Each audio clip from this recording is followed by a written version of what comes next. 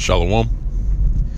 First and foremost, I want to give all praise, honor, and glory to Yahweh, Ba'ashem Yahushai, Ba'ashem Rakar Chodash, and double honor to the apostles and elders of Great Millstone. They continually rule very well.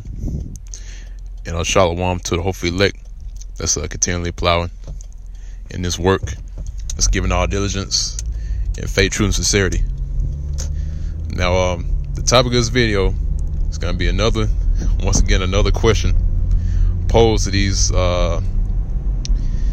bugged out Christians, these wacky grape juice drinking plantation Christians. Did the Apostle Paul disobey the Lord? All right, because the previous video I did was concerning the original 12 apostles that before were disciples that was learning under the Lord, whom these people inwardly call Jesus, which his true name is Yahweh Shai.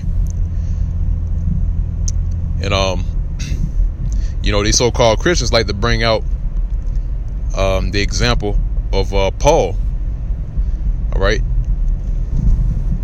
they're saying that, well, Paul was an apostle. He went to the Gentiles. All right, in other words, he went to these other nations, so they can also be a part of salvation.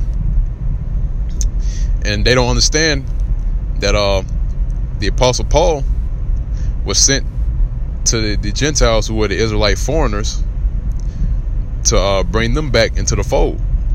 All right, because the letters, which this is going to be the main focus of the video, concerning the letters that Paul were writing. All right, because if you go through the New Testament, Romans,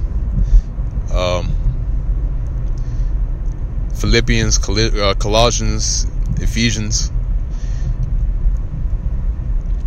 those letters that he was writing to were the Israelites that will call themselves by those aliases, for lack of a better term.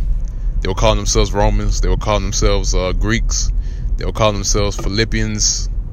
All right, Corinthians, Colossians, Galatians. All those letters that Paul was writing was towards the Israelite foreigners that will call themselves by those names. All right.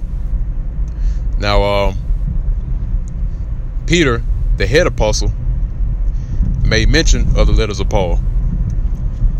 All right, saying that they were hard to be understood. All right, and if someone who was unlearned go and read those letters, then they will be confounded. All right, and that's the same thing today, man. You have these so-called Christians that read the letters of Paul, and they think it's talking about the other nations. All right, or the heathen. All right, which that's not who it's directed to. Which, once again, I'm posing the question to you, grape juice drinkers. All right, you plantation Christians. Did the Apostle Paul disobey the Lord? All right. Now let's go ahead and jump into the scriptures. It's the book of Ephesians, chapter 3. I'm starting at verse 1. It says, "For this cause I, Paul, the prisoner of Yahweh Shai, who these people inwardly call Jesus, Hamashiach," which means the anointed, "for you Gentiles." All right. Now, mind you, if you go back to the book of Matthew, chapter 10, the Lord gave strict commandment not to go into the way of the Gentiles. All right. So why would Paul, which the Lord dealt with Paul directly? All right. So why would Paul, whom the Lord dealt with directly, make a statement saying that, or should I say, why would he write letters that were directed to the Gentiles? All right. That's why you have to go into the word Gentile, in which we push that. We push that we go into these the words in the Bible, because this is the once again, this is the King James 1611, which was translated to the English language. All right, and what you have today is called Newspeak. All right, so one word that you see in English could have different meanings. All right, that's why you have to go into the original language to see what that word really means. I'll give you an example. John 3:16, which these wacky silly Christians like to bring out John 3:16, not knowing what that means. All right, if you go into the word world, all right, because if you read John 3:16, it says, for the Most High so loved the world that he gave his only begotten Son. They don't even know what that word world means. All right, but that's another video for another time. All right, if you go into the word Gentiles, right, it means heathen. Okay, actually, let me see if I can get that word real quick, just for the sake of edification. And I know the blue letter, this is a major bone in the blue letter, because if you go into the word Gentile, it's going to give you a different meaning. All right, so the word Gentile here is ethnos, right? So it says a multitude, whether of men or beasts associated or living together, a company, troop, swarm, a multitude of individuals of the same nature or genus. Oh, it says a multitude of individuals, all right, of the same nature or genus. All right, the human family, a tribe, nation, people, group. See, there you go, man. And Salaki, I know I made a statement saying about that word Helen. If you go into the word Greek, the word Greek means Helen. Salaki. Brought out the wrong word for a Gentile. Salaki. The word Greek means Helen. All right, but this word Gentile here means ethnos. All right, which means, once again, a multitude of individuals of the same nature or genus. All right, the same family. All right, because if you go to definition number 3, it says a tribe, nation, people, group. All right, so it says in the Old Testament, right? So it's referencing the Old Testament. It says foreign nations not worshiping the true power of pagans or Gentiles. All right, which once again, that's a major bone. That's had to be picked out of the blue letter. It says in the Old Testament, it says foreign nations, right, not worshiping the true power or pagans. All right, Gentiles. Okay.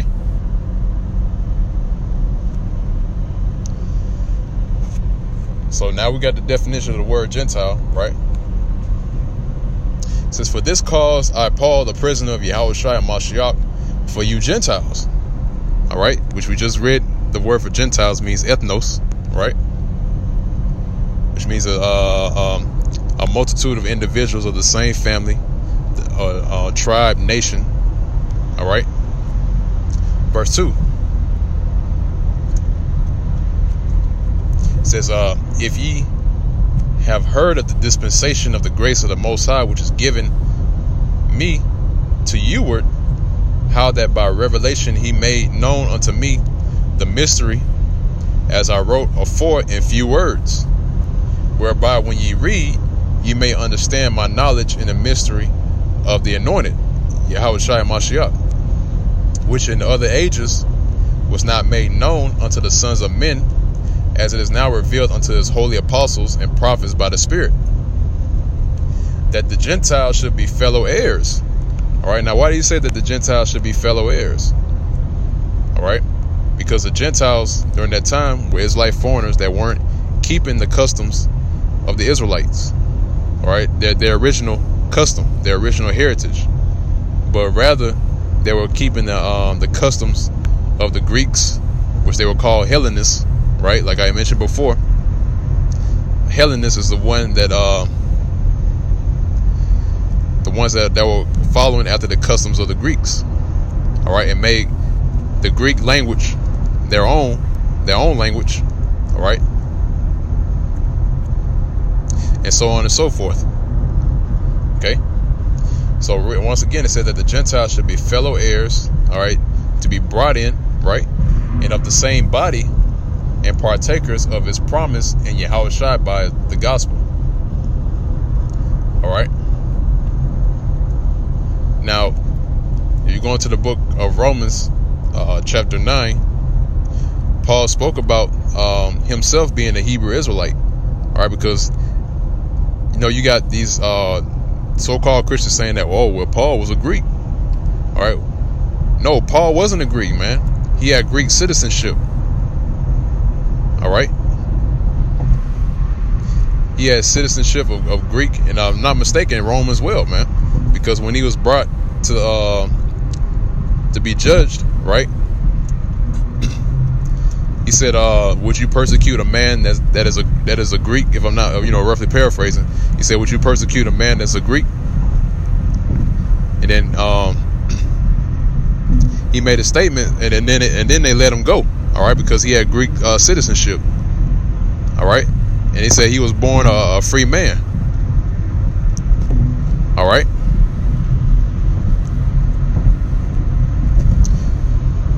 Now it says, verse 7, and Salaki, before I move on, going back to what I mentioned about Romans chapter 9, he said he called himself, he mentioned that he was a Hebrew Israelite from the tribe of Benjamin, all right? And he went on to say that the Israelites, or should I say the adoption, right, and the promises, the giving of the law, the service of the Most High, all that pertains unto Israel. All right, that's why he made that statement saying that he himself was an Israelite of the tribe of Benjamin.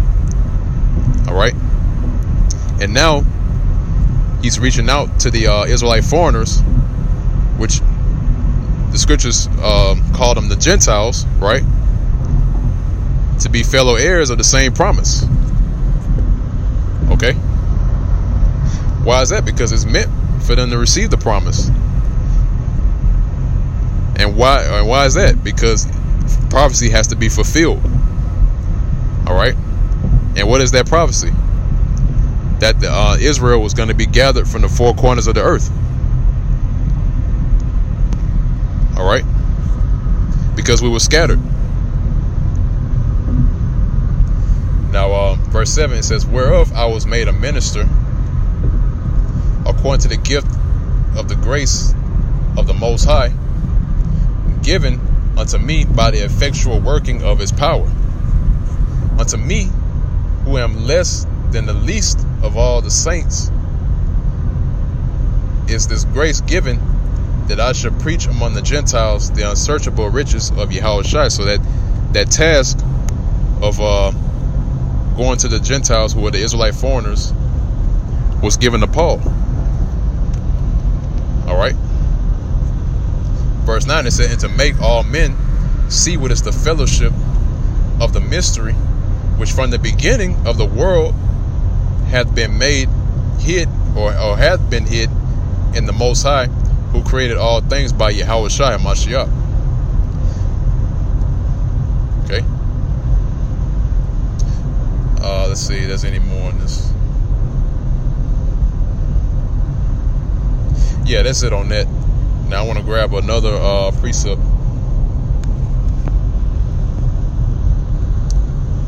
Let's see. This is 2 Peter chapter 3. And let's see.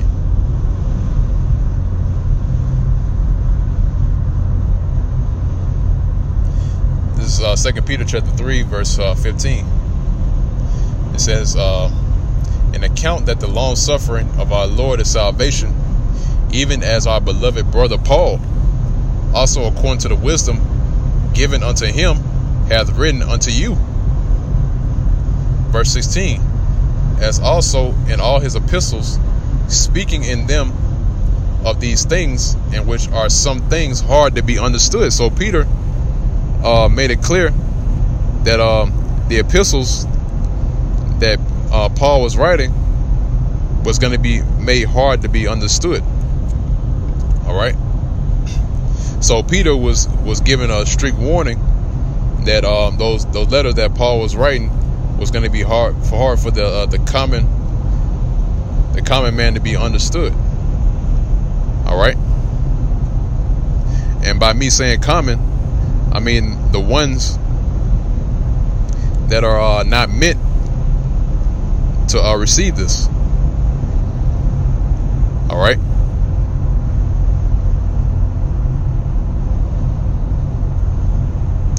And it's like it before I read on. I'm in transit right now. Let me slide over.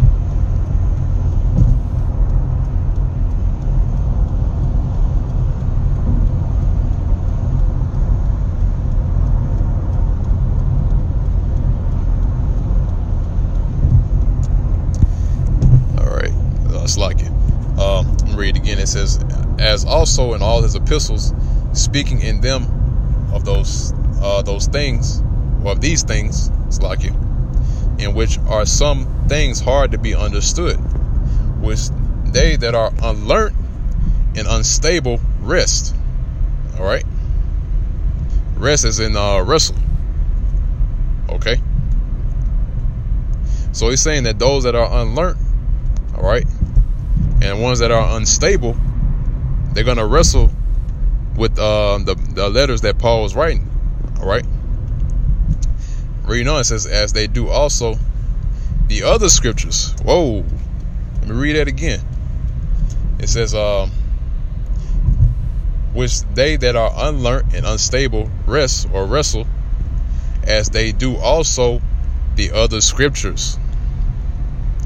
All right, so there it is. So the ones that are wrestling with the other scriptures, all right, on top of, the letters of Paul, they're also going to wrestle with those same letters, man. All right.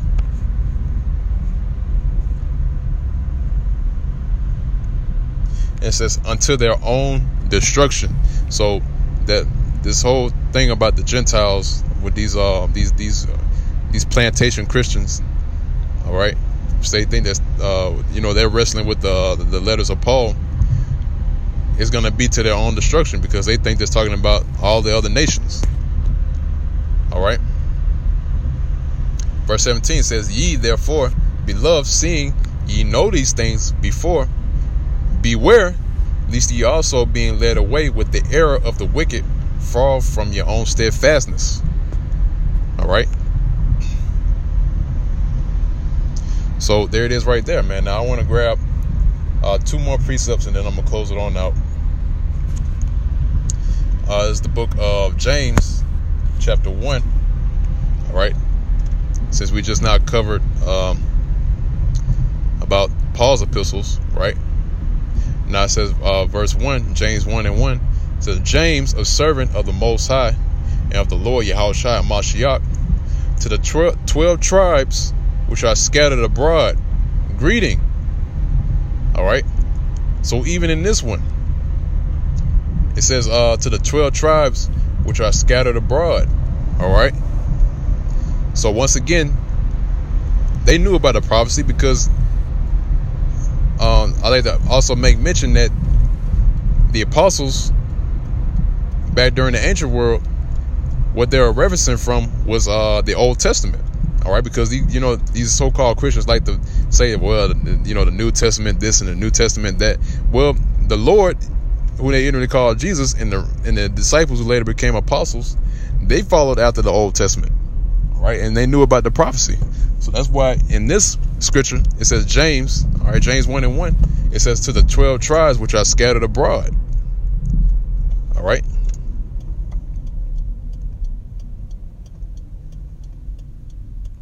Now I want to grab another one, right? This is 1 Peter chapter 1, verse 1. So it says, Peter, an apostle of Yahushua HaMashiach, to the strangers scattered throughout Pontus, Galatia, Cappadocia, Asia, and Bithynia. All right. So there it is, man. It says Peter, an apostle of Yahweh. I'm getting slack here. Dealing with traffic. It says, Peter, an apostle of Yahushua Mashiach, to the strangers scattered throughout Pontus, Galatia. Oh, wait a second. Isn't there a book in the New Testament called the Galatians or Galatians? All right. And it said Cappadocia, Asia, and Bithynia. All right. So verse 2, it says, elect according to the foreknowledge of the Most High, the Father, through sanctification of the Spirit unto obedience and sprinkling of the blood of Yahushua Mashiach, grace unto you and peace be multiplied. All right.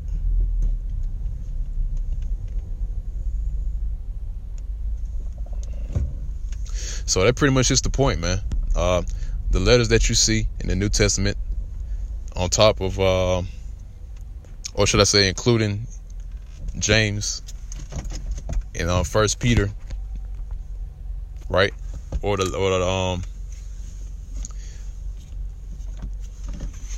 letter that was written by James and Peter.